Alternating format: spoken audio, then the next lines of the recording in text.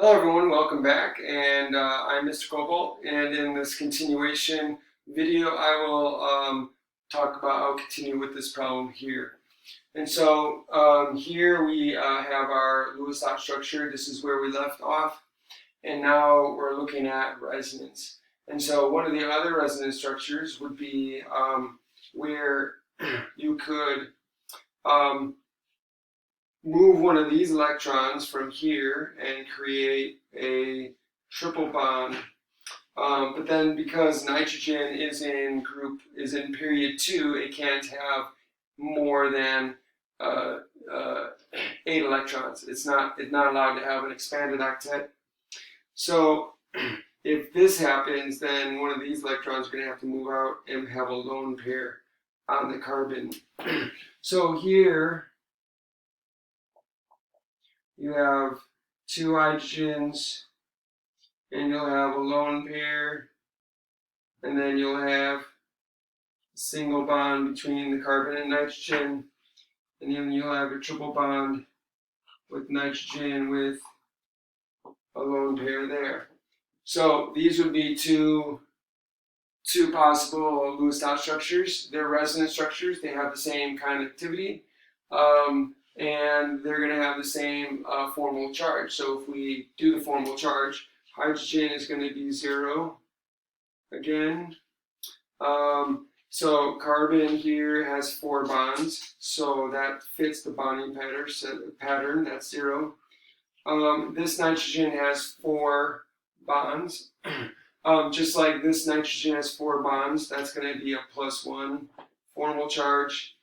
And here we have 2 bonds, 2 lone pairs. So if we calculate 2 bonds and 2 lone pairs, then that's going to be 5 for the valence electrons, minus 4 for the lone pairs, minus 2 for the bonds, 1 from each bond. And that equals -1. So we have a -1 formal charge there. In this case here, the hydrogens are 0 again, but here the formal charge for carbon is going to be different. It's not going to be 0 because it does not follow the bonding pattern. The bonding pattern of carbon is 4 bonds. So here we have 4 valence electrons minus the 2 non-bonding minus the number of bonds, so -3, and that gives us a -1. So this is going to have a -1 formal charge. Here we have 4 bonds. Again, 4 bonds is going to be +1 for the nitrogen. And here we have nitrogen. This fits the bonding pattern, 3 bonds, 1 lone pair. So that's going to be 0 formal charge. So this would be the 2 Lewis structures that we could have. In this case, we could use the formal charge to determine which of these is the better Lewis dot structure or the better resonance structure.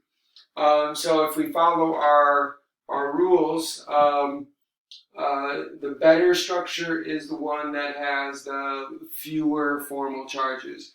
This non-zero formal charge. So this has 2, and this has 2. So they have the same. The better structure is the one that has the lowest formal charges. So this has plus and minus 1, and this has plus and minus 1. So, and it's got 3 zeros, and this has got 3 zeros. So it's the same in that regard too.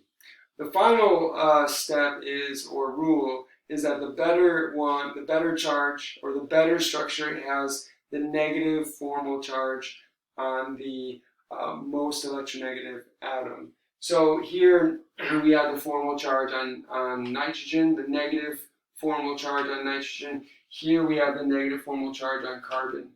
Nitrogen is more electronegative than carbon. So this would be the more important resonance structure.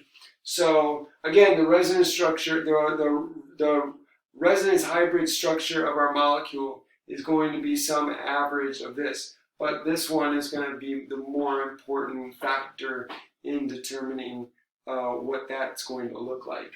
So this is more favorable. So most likely it's going to look more like this than this as far as bonds, bond length and bond order. So more likely it's going to have double bonds here or something close to double bonds rather than single and triple bonds, but it's an average. That's it for this video. I hope you liked it. I hope that this helped you in some way. If you have any questions, please put a comment in the comment section. And yeah, so put a comment in the comment section and let me know what you think and if you have any questions that I can answer. Also, if you like this video, share this video, hit the notification bell for more videos, and also subscribe to the channel. Thank you for joining me, and I'll see you next time.